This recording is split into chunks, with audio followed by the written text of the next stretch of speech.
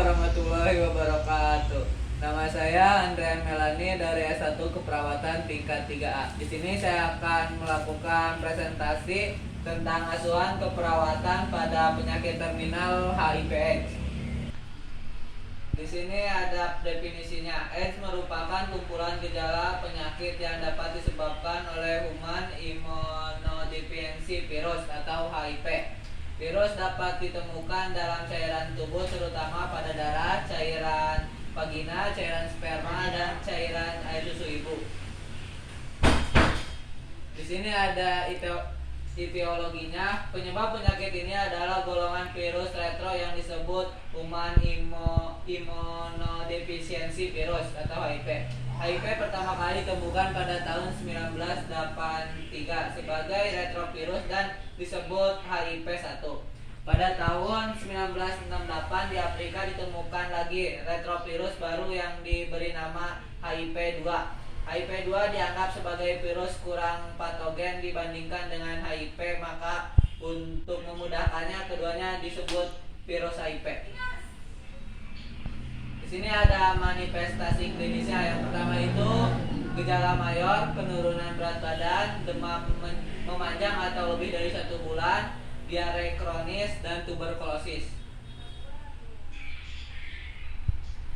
Terus di sini ada komplikasinya.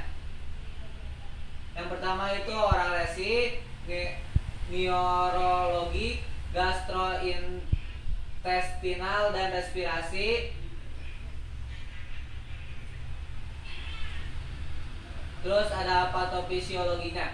Virus AIDS masuk ke dalam tubuh seseorang dalam keadaan bebas atau berada di dalam sel limfosit. Virus ini memasuki tubuh dan terutama menginfeksi sel yang mempunyai molekul CD4. Sel-sel CD4 positif mencakup monosit, makrofag, dan limfosit T helper. Di sini ada pemeriksaan penunjangnya. Yang pertama itu ELISA, Western blot, P24 antigen tes, dan kultur HIV. Terus ada penata laksanaan. Yang pertama itu menghindari kontak langsung dengan cairan tubuh, mencuci tangan sebelum dan sesudah melakukan tindakan, mendekontaminasi cairan tubuh pasien, memakai alat kedokteran sekali pakai. Terus di sini ada suatu perawatan teoritisnya. Yang harus dikaji itu identitas pasien, keluhan utama, riwayat kesehatan, pemeriksaan fisik. Terus diagnosa yang sering muncul itu ketidakseimbangan nutrisi, kurang dari kebutuhan tubuh, berhubungan dengan penurunan nafsu makan. Yang ketiga itu yang kedua nyeri akut berhubungan dengan agen injuri fisik. Yang ketiga intoleransi aktivitas berhubungan penurunan nafsu makan. Terus di sini ada rencana keperawatan. Yang pertama itu diagnosanya ketidakseimbangan nutrisi, kurang dari kebutuhan tubuh, berhubungan dengan penurunan nafsu makan. NOK-nya itu kriteria hasilnya adanya peningkatan berat badan sesuai dengan tujuan berat badan ideal sesuai dengan tinggi badan. Yang kedua itu tidak adanya tanda-tanda malnutrisi. Terus dindingnya itu kaji adanya alergi makanan, monitor adanya penurunan berat badan. Yang ketiga itu monitor adanya mual, muntah, dan diare. Yang keempat kolaborasi dengan dokter untuk pemasangan NGT. Yang diagnosa kedua itu nyeri akut berhubungan dengan agen injuri fisik.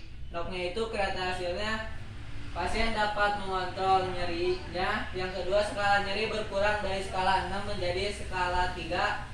Yang ketiga klien mengatakan nyeri sudah berkurang. NIK-nya itu lakukan pengkajian nyeri secara komprehensif termasuk lokasi, karakteristik, durasi, frekuensi, kualitas, dan faktor presipitasi. Yang kedua itu kontrol lingkungan yang dapat mempengaruhi nyeri seperti suhu ruangan, pencahayaan, dan kebisingan. Yang ketiga itu ajarkan tentang teknik non-farmakologi. Yang rencana keperawatan yang ketiga itu diagnosanya intoleransi kondisi fisik. Knock-nya itu kriteria hasilnya klien meningkatkan dalam aktivitas fisik. Yang kedua, mengerti tujuan dan peningkatan mobilitas. Linknya itu monitoring vital sign sebelum atau sesudah latihan dan latihan respon pasien saat latihan. Yang kedua itu konsultasikan dengan terapi fisik tentang rencana ambulasi sesuai dengan kebutuhan. Yang ketiga, bantu klien untuk menggunakan tongkat saat berjalan dan cegah terdapat cedera. Sekian yang saya bisa sampaikan. Mohon maaf kurang lebihnya. Wassalamualaikum warahmatullahi wabarakatuh.